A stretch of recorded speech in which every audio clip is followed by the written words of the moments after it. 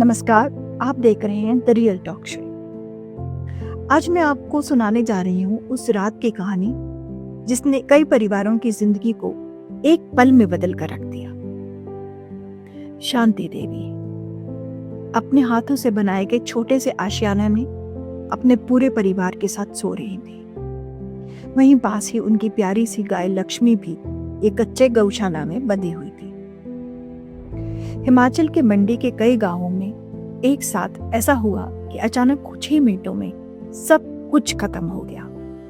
एक भीषण बादल फटा और वो शांत सी रात बहते मलबे और तबाही की आवाज में बदल गई। इस भयावह हादसे को अभी सिर्फ 20 दिन बीते हैं, लेकिन जख्म इतने गहरे हैं कि उन पर अब तक कोई मरहम काम ही नहीं कर रहा। ना घर बचे, ना आसरा, ना ही चैन की नींद, सिर्फ दर्द, इंतजार और सवाल बाकी हैं कि आखिर क्यों और कैसे। हिमाचल प्रदेश की तकलीफ सिर्फ बादल फटने तक ही सीमित नहीं है। यह दर्द तो वो दर्द है जो ऐसी घटनाओं के बाद ताउम्र प्रभावितों का पीछा ही नहीं छोड़ता। खासकर वहां जहां किसी के बच्चे बिछड़ गए या माँ बाप हमेशा के लिए चले गए, या फिर वो दिल दहला देने वाला मंजर जब पूरा का पूरा ही परिवार तबाह हो गया। हिमाचल प्रदेश के मंडी जिले के उस पहाड़ी क्षेत्र में जहां बादल फटे, वह क्षेत्र लगभग 25 किलोमीटर के एरियल रेडियस को कवर करता है। यही वो जगह है जहां हरियाली से भरे जंगल, सेब के बाग, साफ सुथरी हवा और यहाँ यूं कहें कि एक धरती पर बसी छोटी सी जन्नत। करीब 20 दिन पहले की रात, जब गांव के लोग अपने अपने घरों में चैन की नींद सोने गए थे, तभी रात 11 बजे अचानक मूसलाधार बारिश शुरू हो गई और इसी के साथ एक अनहोनी ने फिर से दस्तक दी। गांव में चेतावनी के लिए लोगों ने सीटियां बजाई, फोन करके एक दूसरे को बताया। जब तक सिग्नल चल रहे थे तब तक खड्ड आ गई है, यानी कि अब पानी तबाही लेकर आ चुका है। लोग भागे, कोई बच्चों को गोद में उठाकर दौड़ा, कोई इधर कोई उधर। कुछ समय रहते ऊंची जगहों तक पहुंच गए, लेकिन कुछ मलबे में समा गए। ये कोई 4/100 हैंडपंप का नंबर नहीं था जो नष्ट हुआ हो। ये तो उन बेजान चीजों की चीख थी जो साथ बहते पेड़ों के बीच दबे हुए टूटे खिलौने थे, भीगे हुए कपड़े थे, पानी में तैरती हुई चप्पलें थी और मलबे में दबे हुए जूते थे जो उस काली रात के तांडव की गवाही दे रहे थे। दरअसल जहां सैकड़ों लोगों की वर्षों की पूंजी यहाँ मिनटों में खत्म हो गई, तो उनका हाल क्या होगा आप समझ सकते हैं। न सिर्फ उनकी संपत्ति वही, बल्कि करीब 30 लोग जिंदा ही मलबे में दफन हो गए। उनमें से 80% के तो शव भी अभी बरामद नहीं हुए। ये कोई सामान्य प्राकृतिक आपदा नहीं थी। ये एक ऐसा मंजर था जहां 9 दिन तक बिजली नहीं आई और लोगों ने एक चाय के प्याले के लिए या एक बिस्किट तक खाने के लिए नसीब नहीं हुआ। सोचिए, वो अंधेरा, वो भूख, वो खामोशी, कैसा मंजर रहा होगा। खैर, जैसे जैसे वक्त बीतता गया, मदद करने वालों की फहरिस्त भी लंबी होती गई। दरअसल हिमाचल प्रदेश के लगभग हर जिले में इस बार तबाही ने अपने निशान छोड़ दिए। बीते कुछ वर्षों से प्रदेश में प्राकृतिक आपदाएं लगातार बढ़ रही हैं और इस बार की तबाही कुछ ज्यादा ही भयावह रही। जिस घटना और स्थान का जिक्र मैं इस वक्त कर रही हूँ, वह है भारतीय जनता पार्टी के पूर्व मुख्यमंत्री जयराम ठाकुर के विधानसभा क्षेत्र का सराज हलका, जहां हालात वाकई दिल दहलाने वाले हैं।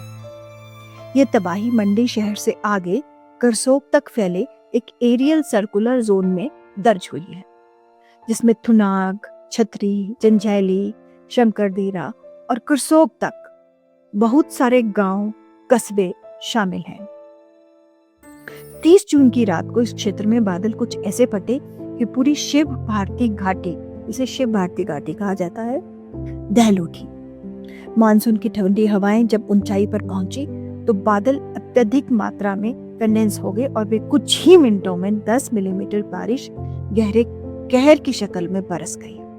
इस पूरे क्षेत्र में अब एकदम मरघट सा सन्नाटा है। दुकानें बंद हैं, ना कोई खरीदार है, ना ही कोई बेचने वाला है। लोग इस रास्ते के बाहर ही नहीं निकल पा रहे। कोई मलबे से सामान ढूंढ रहा है, कोई अपनी जगह तलाश रहा है कि वो रहते कहाँ थे।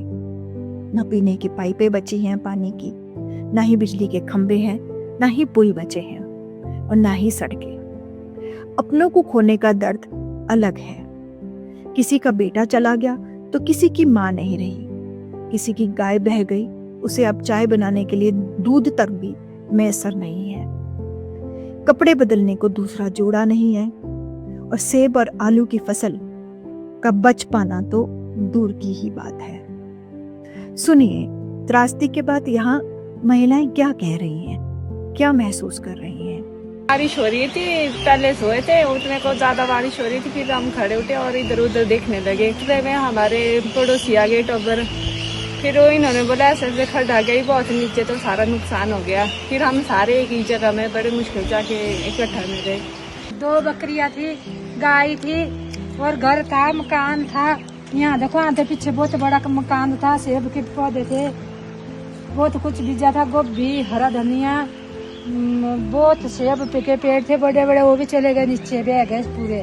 देखो ये था, ये देखो इतना बड़ा घर था पीछे देखो। 350 पेड़ थे, 50-60 कट्टे आलू के थे। फिर देखा कि पत्थर आ गए, कोई भी पता नहीं रहा बगीचे का कि बगीचा है कि ना है। बच्चों को बोला मैंने बाहर निकलो, हम यहाँ से इतना पानी आया था। फिर बच्चे भी निकले बाहर, फिर वहाँ पूरे दौड़ गए, हम सड़क में आ गए, फिर इनके घर गए ऊपर।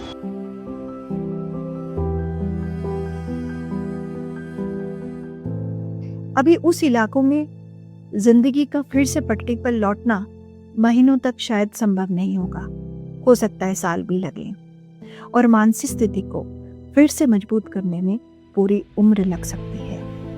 लेकिन पहाड़ों के यही जख्म है जिन पर केंद्र सरकार की संवेदनशीलता और अतिरिक्त मदद ही मरहम बन सकती है। अगर केंद्र से विशेष सहायता नहीं मिली और समय पर वैज्ञानिक तरीके से पुनर्निर्माण या बहाली का कार्य नहीं हुआ तो यही लोग व्यवस्था की विफलता का दंड और भी भुगतेंगे। इस बेहद सेंसिटिव त्रासदी से सबक लेते हुए अब सरकारों को पहाड़ी क्षेत्रों में निर्माण कार्यों से लेकर वैज्ञानिक अध्ययन की दीर्घकालिक योजना बनानी चाहिए। कुछ ही अरसा पहले शिमला में भी ऐसे ही भयानक बादल फटे थे जहाँ कई लोग जिंदा दफन हो गए थे। इसके अलावा कुल्लू, मनाली, सिरमौर और अन्य पहाड़ी इलाकों में ऐसी घटनाएं अक्सर घटती रहती हैं। अगर इस पर गहराई से वैज्ञानिक अध्ययन नहीं हुआ तो बेगुनाह लोग यूं ही रात के अंधेरे में हमेशा के लिए सोते रहेंगे और मीडिया के लिए यह एक सिर्फ खबर भर होगी। फिलहाल इतना ही। जुड़े रहिए द रियल टॉक के साथ। नमस्कार।